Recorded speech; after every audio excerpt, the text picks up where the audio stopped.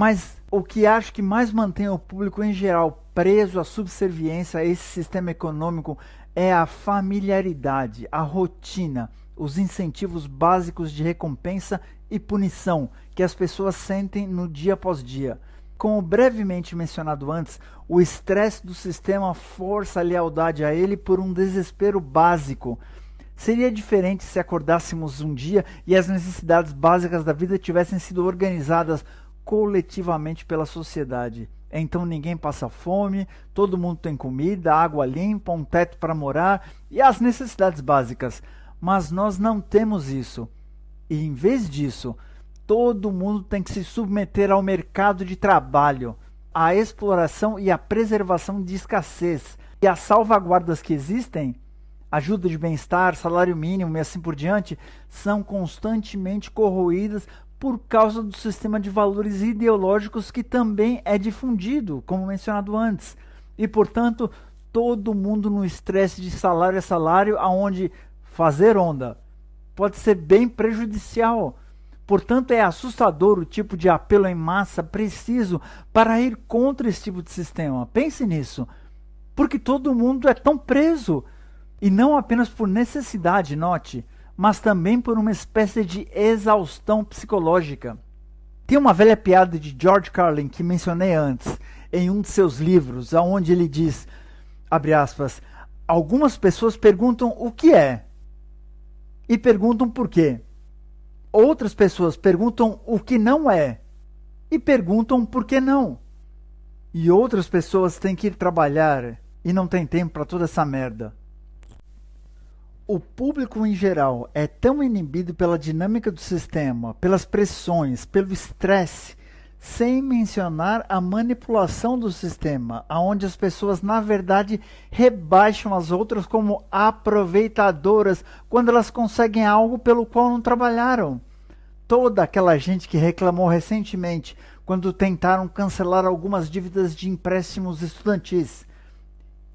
Elas dizendo, mas eu paguei a minha dívida, não é justo que outros ganhem essa mamata. Por que não fizeram isso quando eu devia? Naquele puxa e empurra que eu já mencionei antes. É tudo muito perverso nesse feedback espinhoso. A distorção de valores é onipresente, que a gente conhece bem no Brasil como o valor da classe média, como arroz e feijão da classe média brasileira, né? Que se eu me fudi, todo mundo tem que se fuder. Portanto, todo esse barulho interferindo está constantemente circulando. Mas em última análise, e mais direto ao ponto mais amplo aqui, de por que não se pode mais depender do ativismo tradicional e política para a mudança social relevante, é, obviamente, a condição do poder e como esse poder é criado e preservado pelo sistema. Isso deve ser mais que óbvio a todos que prestam atenção, mas vale a pena apontar. Por exemplo, não é surpresa que pessoas como Elon Musk e outras pessoas extremamente ricas, com influência consequente, gravitam a políticas conservadoras. Eles fazem isso porque é o que mais protege o seu estado de riqueza e poder. E não deve ser surpresa que a visão dominante dos programas de bem-estar social, vale-refeição, níveis de salário mínimo e tudo mais que possa ajudar aqueles que perpetuamente são deixados para trás seja a de fracasso. O fracasso do indivíduo. Não é nada menos que antagônico ao sistema de crenças de apoio ao mercado dominante considerar qualquer coisa como cuidar diretamente dos habitantes como função do sistema, o contrário do pesadelo de jogo de soma quase zero de competição de mercado de forma completamente artificial e desnecessária, que naturalmente leva riqueza e poder para uma minoria estatística às custas da maioria e do ecossistema. E aonde quero chegar é que, em média, aqueles em posição de poder já têm seus valores corrompidos pelos incentivos do sistema. Eles não são mais capazes de enxergar as coisas como uma pessoa normal enxergaria. Lembra daqueles estudos da Universidade de Berkeley? Que quando você entra em posse de grande quantia de dinheiro, o seu comportamento muda, ele se distorce. E outros estudos que comprovam que quanto mais dinheiro você tem na sua conta no banco, menos empatia você tem em média pela situação alheia. que justifica você passar por cima de quem mora na rua. Existe de fato uma patologia, uma doença, em média, que afeta aqueles no poder, que eles vão contra qualquer coisa que contradiga a natureza do sistema, incluindo o interesse em sustentabilidade, igualdade e assim por diante. E claro, numa parte, você não precisa ser rico para entrar nesse culto. Como vemos pelo mundo todo em bolsões de pobreza, em parques de trilha nos Estados Unidos ou até em favelas no Brasil. Um monte de gente pobre, literalmente abusada pelo sistema todos os dias, mas eles compraram a propaganda e acham que qualquer coisa que não seja esse sistema deve ser contra a liberdade ou qualquer ilusão inventada. Escravos obedientes assumindo que a ideologia dos ricos deva ser a ideologia dos pobres para que eles possam eventualmente ficar ricos, certo? Embora isso seja relacionado ao lado cultural que falamos anteriormente, ainda assim, a força de verdade vem da elite política e empresarial que está de fato no controle direto de tudo. E isso não é algo como é nós contra eles. Essa gente é tão vítima de cultura e da sociedade como qualquer um de nós. Elas apenas tiveram o infortúnio, por assim dizer, de nascer ou receber riqueza e, portanto, poder. E então a patologia floresce dali. Não pense que você tenha azar de não ter nascido rico. Ou sorte. Como eu digo na palestra que mencionei anteriormente, o que basicamente vemos é um laço que constantemente remove a capacidade de regular os atributos do sistema que desestabilizam a sociedade. Na palestra, eu me refiro a isso como intervenção-sabotagem. Quando você combina o problema cultural e o problema do condicionamento operante do sistema, junto ao problema da natureza inerentemente corrompida daqueles que estão no poder, devido à sua inevitável lealdade ao sistema que lhes deu esse poder e riqueza, você se depara com uma barreira multifacetada, de muitas faces, muito séria. Um problema que de fato só piorou com o tempo e nega a influência da maioria dos ativistas sem que eles entendam. E eles não entendem, a maioria não entende. E esse problema de poder no governo, sabe, ocorre de uma forma ou de outra, seja na pseudodemocracia dos Estados Unidos ou na Arábia Saudita, uma ditadura teocrática. Democracia aqui realmente não significa nada. Ambos protegerão o sistema da mesma forma. Portanto, embora protestos, lobby público e talvez até a criação de outro partido político, mais um, possam surtir efeito, é simplesmente improvável. Sim, conscientização educacional, isso também é bom. Mas se tem que levar em conta as forças extremamente complexas e avassaladoras que mantêm esse sistema em pé, que lutam contra a nossa interferência de vários ângulos. É como um sistema imunológico negativo, claro, um sistema imunológico doente que não funciona, que não quer melhorar. Então, se realmente queremos mudar o mundo, temos que ir além, pelo menos em parte, de apelar para essa gente no poder ou da noção de que só precisamos de pessoas melhores nessas posições e essas lorotas. E isso inclui movimentos de protesto.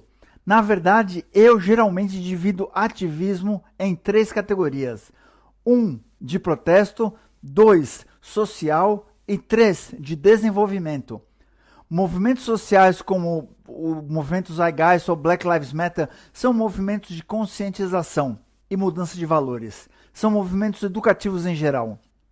Mas essa parece ser a maneira como as pessoas pensam que mudança deve ocorrer. E 99,9% de ativistas pelo mundo fazem parte de uma orientação de movimento social, tentando, espalhar consciência e fazer galvanização para mostrar força, mesmo que não se trate de política em si.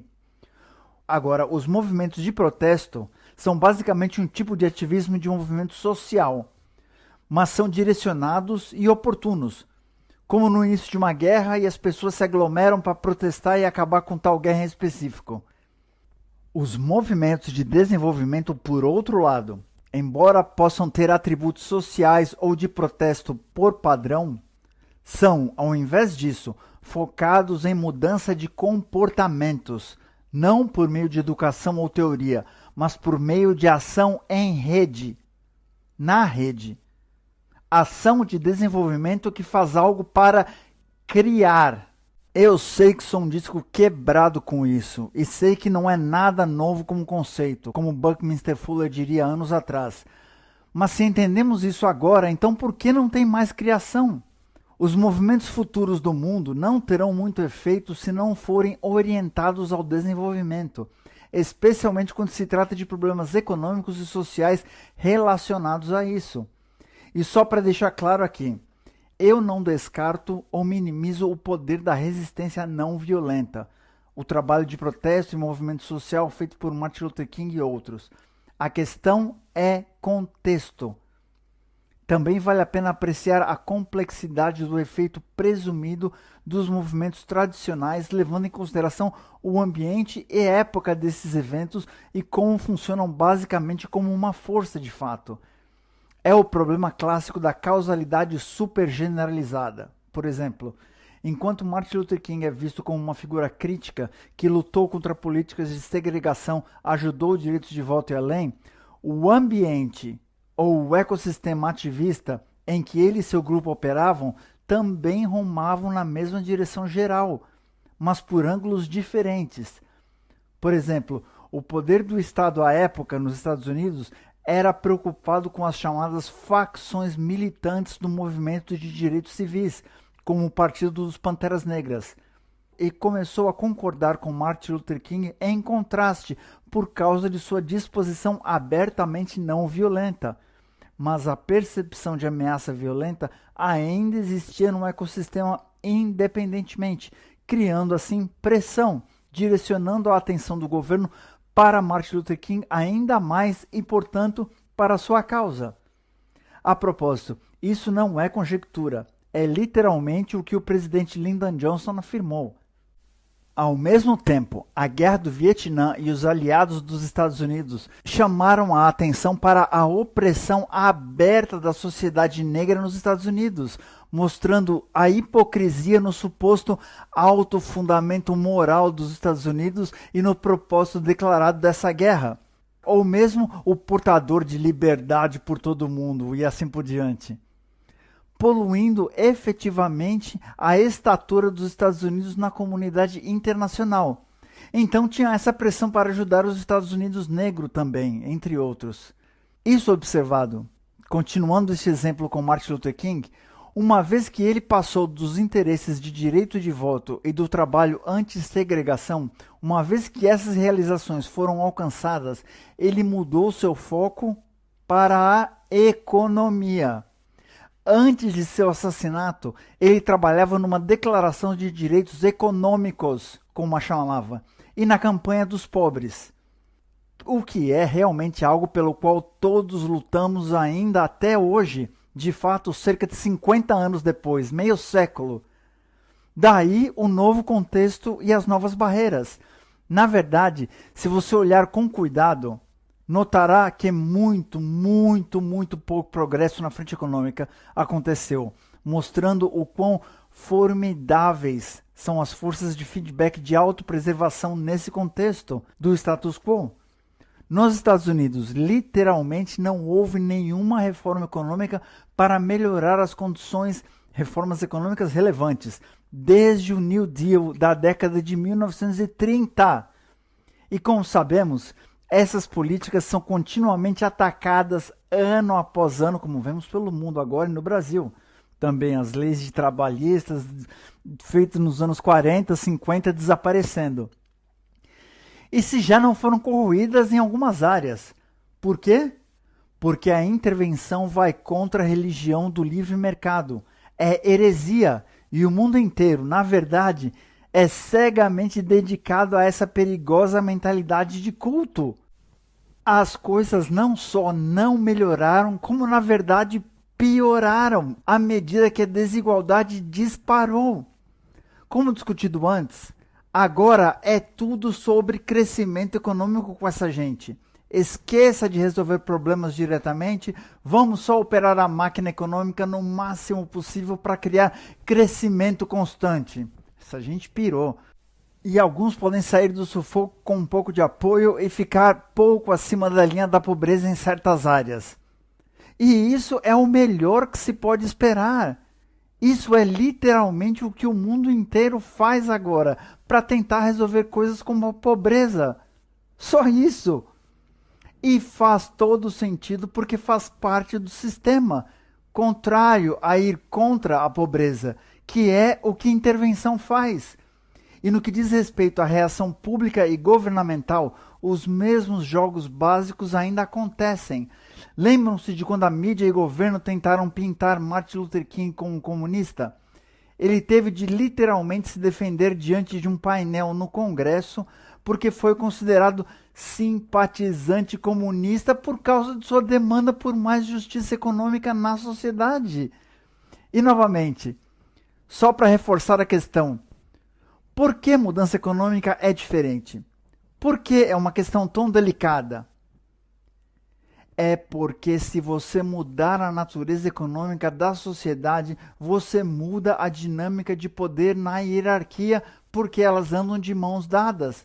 A classe proprietária e exploradora perde força, por exemplo, contra a subclasse explorada quando quaisquer salvaguardas relacionadas à saúde pública são feitas, porque reduz pressão nas pessoas se submeterem aos proprietários dos escravos, os chefes, os ricos.